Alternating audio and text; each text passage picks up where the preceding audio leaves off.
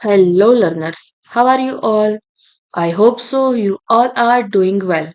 My name is Krutali Soni, and a warm welcome to my YouTube channel Math with Krutali. So students आज मैं grade 5 का chapter number 1 large numbers को short में revise कराने वाली हूँ जो कि आपको एग्जाम के लिए बहुत ही हेल्पफुल रहेगा। तो स्टूडेंट्स लार्ज नंबर में मेन 6 ही टॉपिक है जिसको आप प्रॉपर कर लोगे तो मतलब आपका पूरा चैप्टर अच्छे से अच्छे हो जाएगा और आप एग्जाम में भी अच्छे मार्क्स से स्कोर कर सकोगे। ओके स्टूडेंट, तो सबसे पहला है इंट्रोडक्शन। तो स्टूडेंट चैप्टर का नाम ही है लार्ज नंबर। ओके, तो सपोज मैं आपको बोलूं कि सिंगल डिजिट में ग्रेटेस्ट नंबर क्या है एंड स्मॉलेस्ट नंबर क्या है। तो सिंगल डिजिट मतलब कि 0 to 9 तक का होता है। ग्रेटेस्ट नंबर 9 होगा एंड स्मॉलेस्ट नंबर 0 होगा। समझ में आया? फिर मैं आपको ऐसा बोलूं कि डबल डिजिट में स्मॉलेस्ट एंड ग्रेटेस्ट नंबर क्या है। तो डबल डिजिट कहाँ से स्टार्ट होता है?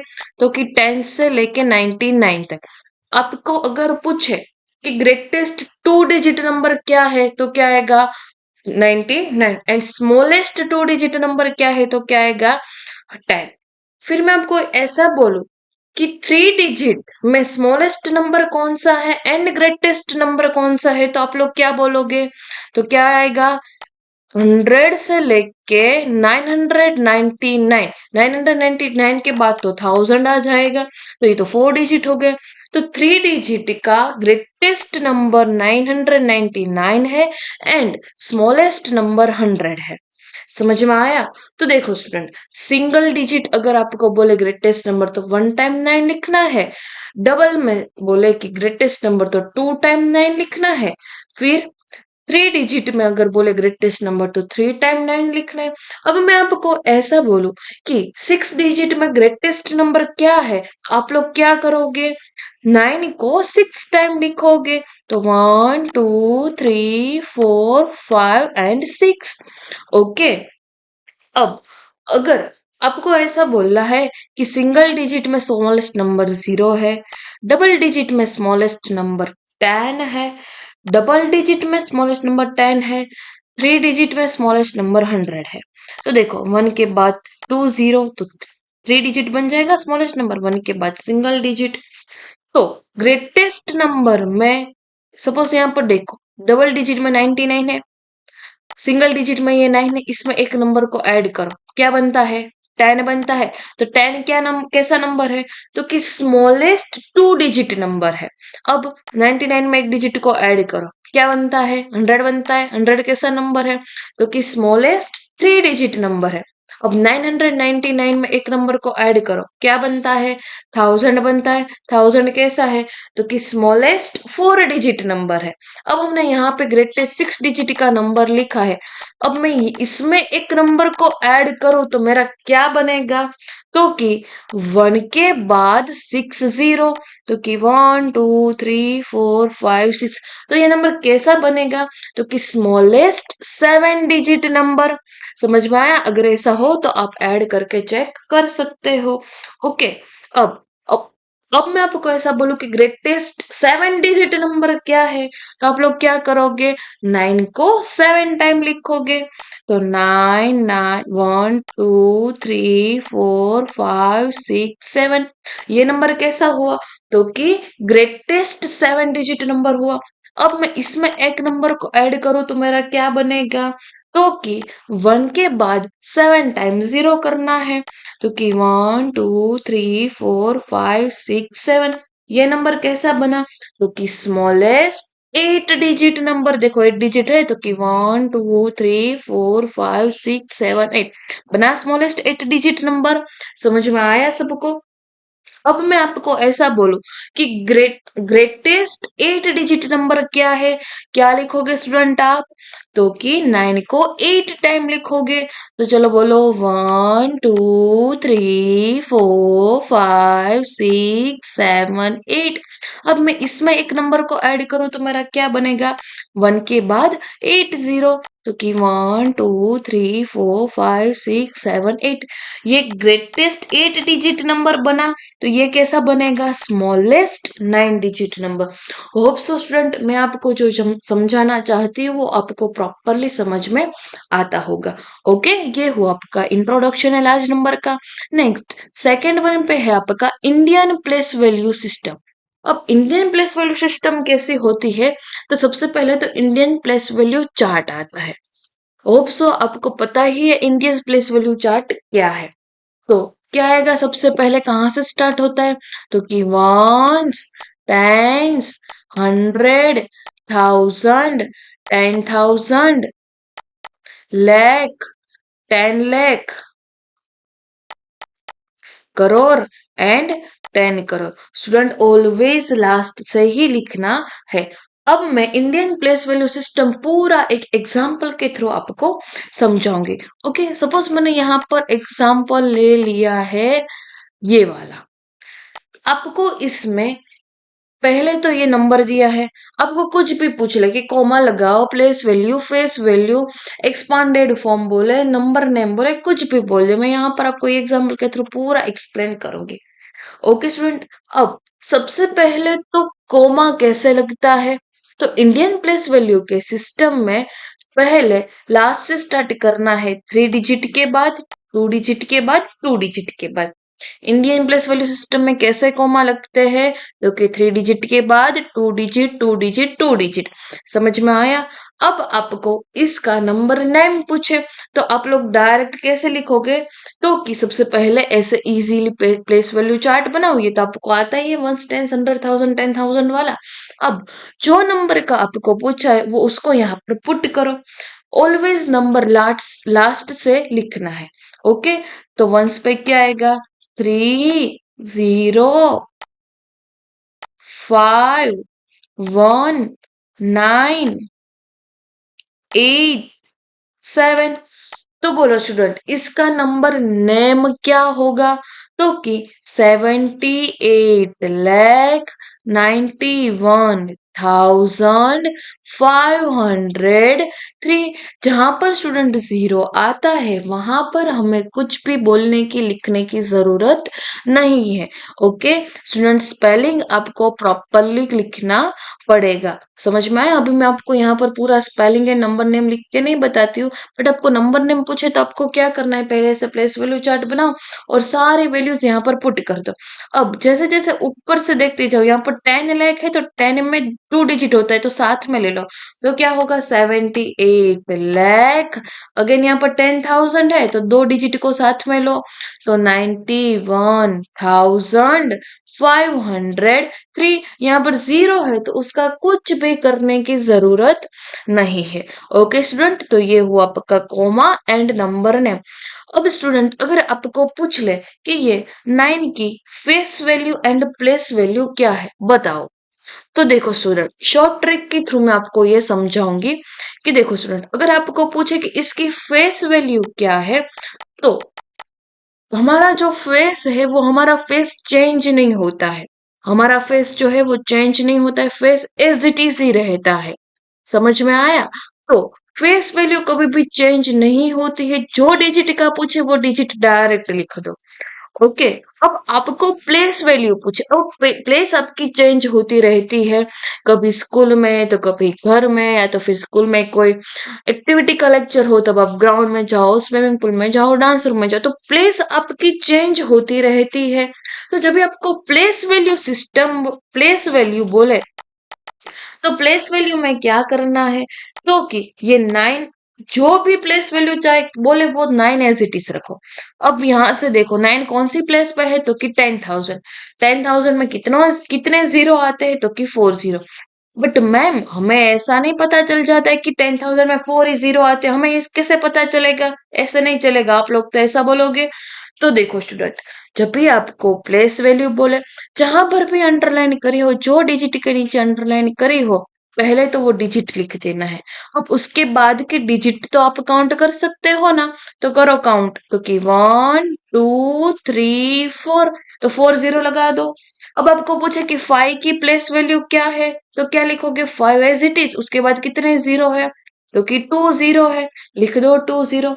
अब आपको पूछा कि 7 की प्लेस वैल्यू क्या है, तो बताओ क्या लिखोगे। सबसे पहले 7 एज इट इज रखोगे,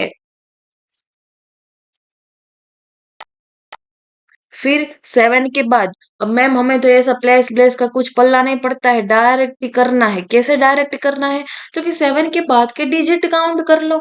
करो काउंट, 1 2 3 4 5 6। तो क्या करना है, 6 0 रख देना है, तो कि 1 2 3 4 5 6। समझ में आया स्टूडेंट सबको place value and face value क्या होती है। ओके। अब अगर आपको ऐसा पूछ ले कि एक्सपांडेड फॉर्म पूछ ले, अब एक्सपांडेड फॉर्म क्या होता है, बहुत इजी है। चलो हम ये ही नंबर ले लेते हैं, थोड़ा छोटा कर देते हैं। ओके। ये वाले नंबर का अगर आपको एक्सपांडेड फॉर्म पूछे तो क्या करना है, सबसे पहले ये 1 को एज इट इज रखो। 1 के बाद कितने जीरो है, तो कि 1 2 3। लगाओ 3 0, तो कि 1 2 3। प्लस 1 के बाद कौन सा नंबर है, 5। तो लिखो 5, बीच में प्लस की साइन करते जाना है। ओके। लगाओ 5, अब कितने जीरो है, तो कि 1 2। तो 2 0 लगाओ। अब देखो स्टूडेंट, जीरो का कुछ होता नहीं है, जीरो का कुछ लिखने की भी जरूरत नहीं है। ओके। फिर डायरेक्ट लिख दो +3। अब 3 के बाद तो कुछ है ही नहीं, तो इसको एज इट इज ही रखो। तो स्टूडेंट ये हुआ आपका एक्सपांडेड फॉर्म। पहले जो नंबर आता है वो नंबर को लो, उसके बाद के जितने डिजिट है उतने जीरो पुट कर दो, और बीच में आपको कौन सी साइन रखनी है, प्लस की साइन। समझ में आया। तो ये हुआ आपका Indian place value system. Now next topic आता है कंपैरिजन ऑफ नंबर्स। तो स्टूडेंट कंपैरिजन ऑफ नंबर्स क्या होता है, कंपैरिजन ऑफ नंबर्स में आपको दो रूल को याद रखना है।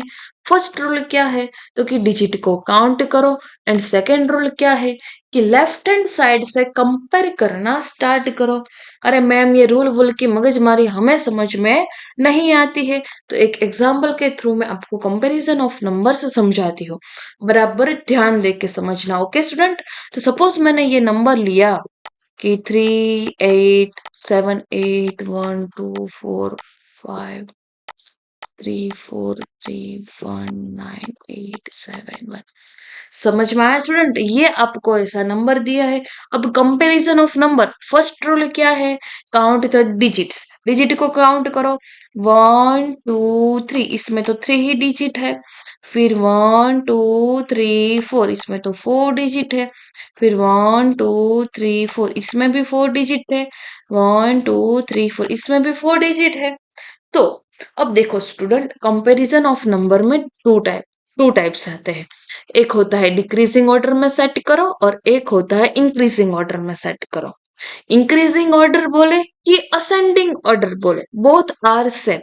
Increasing order and ascending order में कैसा होता है, तो कि स्मॉलेस्ट टू ग्रेटेस्ट। अब decreasing order and descending order में कैसा होता है, तो कि ग्रेटेस्ट टू स्मॉलेस्ट। अब स्टूडेंट मैं इसको असेंडिंग ऑर्डर यानी कि इंक्रीजिंग ऑर्डर में सेट कर रही हूँ।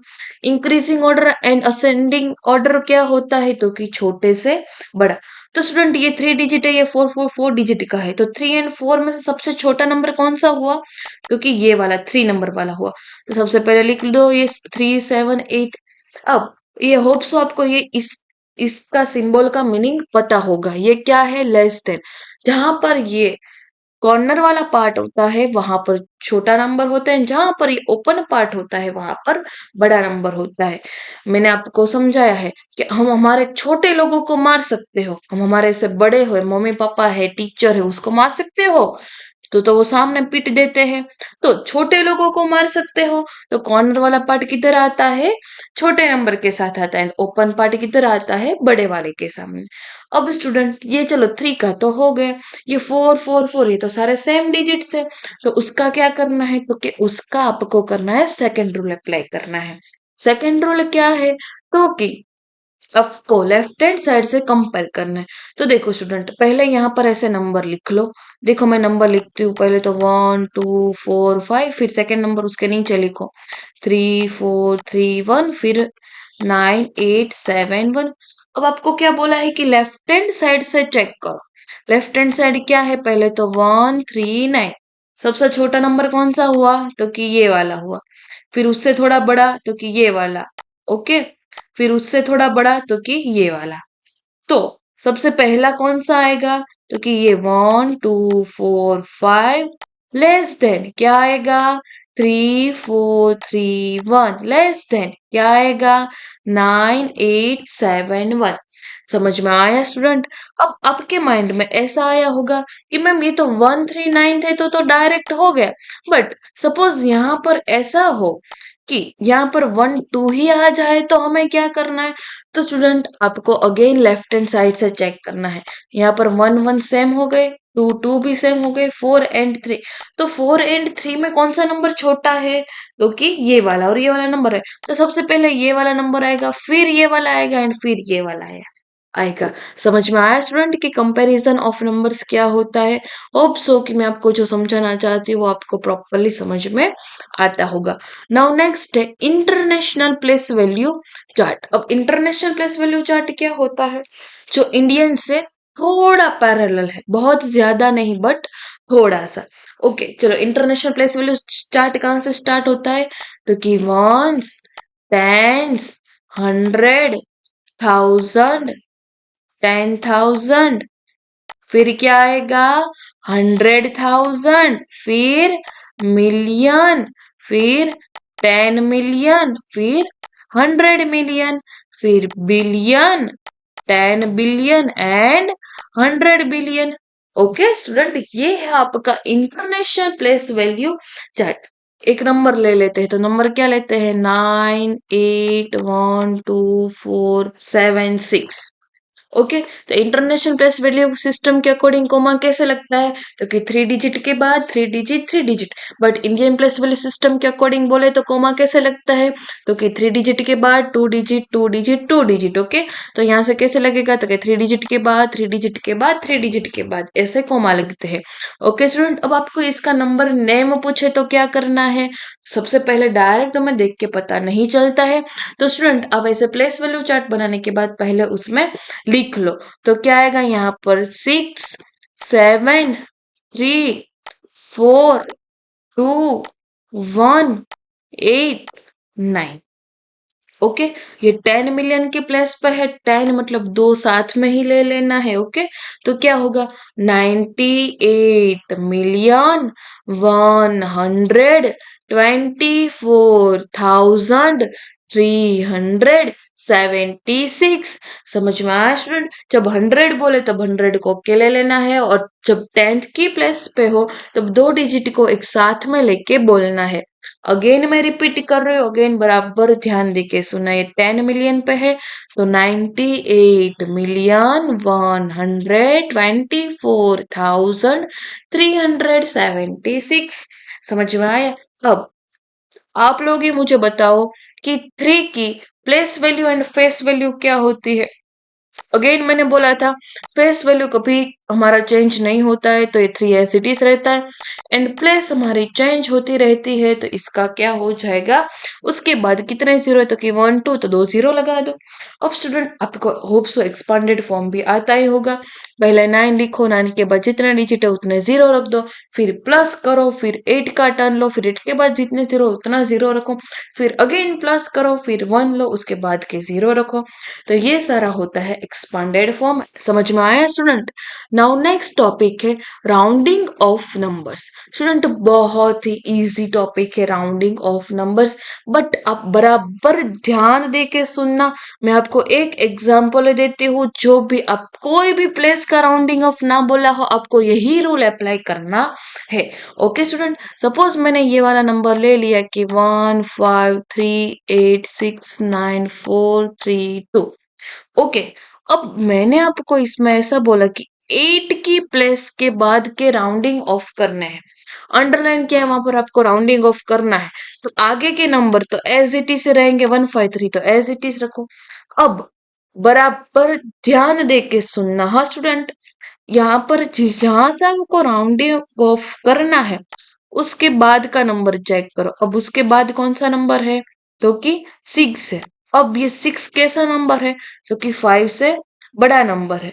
तो जब भी जो राउंडिंग ऑफ करना है उसके बाद का नंबर अगर 5 से बड़ा हो, फाइव या तो फाइव से बड़ा हो, मतलब 5 6 7 8 9 कुछ भी दे दे, तो यहाँ पर जो अंडरलाइन की है वहां पर एक नंबर को ऐड करना है।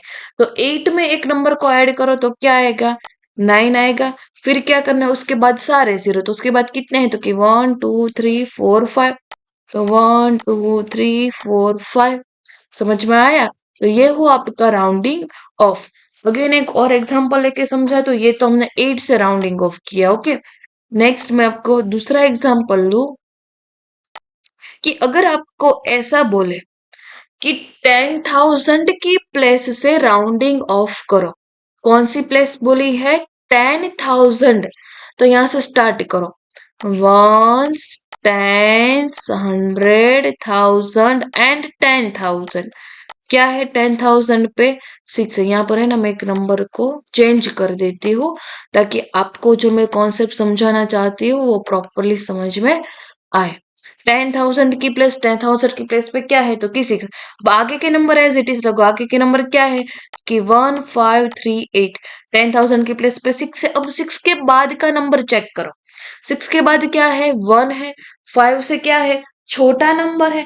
जब 5 से छोटा नंबर यानी कि 0 1 2 3 4 हो, तब बाकी के सारे जीरो रख देने हैं। मतलब ये 6 एज इट इज रहेगा, तो 6 उसके बाद कितने हैं, तो कि 1 2 3 4, तो 4 जीरो आएंगे, 1 2 3 एंड 4। समझ में आया। जो भी आपको अंडरलाइन की हो, जो भी प्लेस का बोले, वो पहले यहाँ पर अंडरलाइन करो या तो फिर रखो, उसके आगे के डिजिट एज इट इज रहेंगे। ओके, आगे के है तो एज इट इज रहेंगे, अदरवाइज नहीं है तो कुछ भी फर्क नहीं पड़ेगा। अब जहां से आपको बोले 10,000 की प्लेस, तो उसको बाजू वालों को पहले पकड़ना है, बाजू वाले को पकड़ो। अगर वो 5 से छोटा यानी कि 0 1 2 3 4 हो, तो 0 0 हो जाएंगे। 5 या 5 से बड़ा यानी कि 5 6 7 8 9 हो, तो वो यहाँ पर जहां से आपको राउंडिंग ऑफ करना है वहां पर एक नंबर ऐड हो जाएगा और बाकी के सारे जीरो आ जाएंगे। समझ में आया। नाउ नेक्स्ट टॉपिक है रोमन नंबर्स। अब रोमन नंबर्स क्या है, रोमन नंबर टोटल कितने नंबर से बनता है, तो कि रोमन नंबर टोटल 7 नंबर से बनता है। वो 7 नंबर क्या है, ये देखो मैं आपको एक शॉर्ट में एक छोटा सा चार्ट बना के समझाती हूँ। ये चार्ट को आप समझ लोगे मतलब आपका रोमन नंबर्स पूरा हो जाएगा। समझ में आया। अब देखो, सबसे पहले तो I V X L C D M, इसको पहले आपको याद रखना है। IV XL CDM, IV XL CDM, इसको 10 टाइम्स बोलो। पहले ये याद रख लो, IV XL CDM। ओके, उसके बाद आई मतलब रोमन नंबर में क्या होता है, ये 1, V मतलब 5, X मतलब 10, L मतलब, अरे मैम इतना थोड़ी ना कोई याद रहता है, आप क्या बातें करते हो। तो ये क्या आपकी ट्रिक हुई, मन में तो ऐसा होता है आपके। तो क्या करना है, देखो इतना तो आना ही चाहिए। ओके, 10 तक के रोमन नंबर तो आपको आना ही चाहिए। इतना आ गया। अब एल मतलब क्या होता है, 50। आगे का याद नहीं रखना है। देखो 1515 एक पैटर्न बन रही है, यहाँ पर ये 100 आएगा, ये 500 आएगा और यहाँ पर ये 1000 आएगा। अगेन स्टूडेंट बोल रहे हो IV XL CDM याद रखना है, फिर 1 5 1 5 1 5 1, एक भी जीरो नहीं, एक एक जीरो ऐड करो, दो दो जीरो ऐड करो, 3 जीरो। समझ में आया। IV XL CDM याद रखा, 1 5 1 5 1 5 1, एक भी जीरो नहीं लगाओ, एक एक जीरो लगाओ, दो दो जीरो लगाओ, 3 जीरो लगाओ। ओके, अब जब भी आप इस साइड से इस साइड जाओ, तब आपको करना है सब्ट्रैक्शन। अब और इस साइड से इस साइड आओ, तब आपको करना है एडिशन। अब मन में तो ऐसा आया होगा कि मैम ये क्या आप बोल रहे हो कि इस साइड से इस साइड, इस साइड से इस साइड। तो बराबर ध्यान देख के सुनना स्टूडेंट। सपोज मैंने आपको बोला हो कि IV का हिंदू अरेबिक सिस्टम के अकॉर्डिंग नंबर क्या होगा, तो क्या करोगे आप, आई मतलब क्या हुआ 1, V मतलब क्या हुआ 5। तो ये इस साइड जा रहा है, ये डायरेक्शन में जा रहा है, ये डायरेक्शन में जा रहा है, तो हमें क्या करना है, सब्ट्रैक्शन मतलब माइनस करना है, पीछे से स्टार्ट करना। ओके, तो भी 1 - 5 नहीं होता है, क्या होता है ऑलवेज 5 - 1, क्या आएगा आंसर 4। ओके, नेक्स्ट अगर आपको ऐसा पूछे कि एम डी डी क्या होता है, तो एम डी डी मतलब ये इस साइड गया, इस साइड जाता है तो क्या बनता है हमारा एडिशन। चलो, तो एम पे क्या है 1000, डी पे क्या है 500, अगेन डी पे क्या है 500, इसका क्या करना है एडिशन करना है। तो ये 1000 एज इट इज रहेगा, 500 + 500 1000 बन जाएगा, एंड 1000 + 1000 2000 बन जाएगा। समझ में आया? एक और एग्जाम्पल के थ्रू मैं आपको समझाती हूँ। सपोज मैंने ले लिया कि LDMC, बताओ क्या करेंगे। पहले तो क्या है LD, एल इधर है, डी इधर है, ये डायरेक्शन में जा रहा है, ये डायरेक्शन में जब भी जाए क्या करना है सब्ट्रैक्शन। सब्ट्रैक्शन ऑलवेज पीछे से होता है। डी में क्या है, जो कि 500 - 50। अब क्या है MC, M इधर है, C इधर है, इस साइड आए तो क्या करना है एडिशन। ओके, तो क्या होगा, M का मतलब क्या है 1000 प्लस C का मतलब 100। अब ये दोनों ब्रैकेट के बीच में आपको प्लस ही करना है। ओके, तो 500 में से 50 जाएगा तो आपका बचेगा 450, एंड 1000 + 100 करेंगे तो आपका बनेगा 1100। और ये दोनों का जब भी आप एडिशन करोगे तब आपका बनेगा 0551। ओके, तो ये हुआ आपका आंसर। स्टूडेंट, रोमन नंबर के कई रूल है। पहला रूल ऐसा है कि 0 का कभी रोमन नंबर नहीं होता है, VLD कभी भी रिपीट नहीं होते हैं। ये जो VLD के अलावा ये जो है VL and D ये रिपीट नहीं होते। इसके अलावा के जो बचे IXCM ये जो है 3 टाइम्स ही रिपीट होते हैं। कभी ये 3 टाइम्स रिपीट होते हैं तो कि आप कभी ये 4 टाइम ऐसा देखा है, ये इसका 3 होगा, इसका कभी देखा है ऐसा नहीं देखा है। ओके, तो ये 3 टाइम ही रिपीट होता है, कभी भी 4 टाइम रिपीट नहीं होता है। ऑलवेज बीच में ऐड करते जाना है। सब्ट्रैक्शन जब भी आए तब ग्रेटेस्ट माइनस ही स्मॉलेस्ट होता है, कभी भी स्मॉलेस्ट माइनस ग्रेटेस्ट नंबर नहीं होता है। समझ में आया? तो ये है रोमन नंबर्स, एंड यहाँ पर आपका फर्स्ट चैप्टर हो जाता है कंप्लीट। समझ में आया स्टूडेंट? तो स्टूडेंट, मैंने आपको जितने ये 6 कॉन्सेप्ट समझाए थे, 6 कॉन्सेप्ट को आप प्रॉपरली समझ सकोगे, समझ लोगे, मतलब कि आपका फर्स्ट चैप्टर कंप्लीट हो जाएगा, आप लोग आउट ऑफ मार्क्स ला सकते हो। ओके, तो स्टूडेंट्स, वीडियो को लास्ट तक देखने के लिए थैंक यू सो मच। अगर आपको मेरा ये वीडियो अच्छा लगता है तो वीडियो को लाइक करो, शेयर करो, चैनल को जरूर जरूर सब्सक्राइब करो, और हो सके उतने आपके फ्रेंड के साथ ये वीडियो को शेयर करते रहो। Okay, so thank you so much, मिलते हैं नेक्स्ट वीडियो में। तब तक के लिए all the best, thank you so much and bye bye.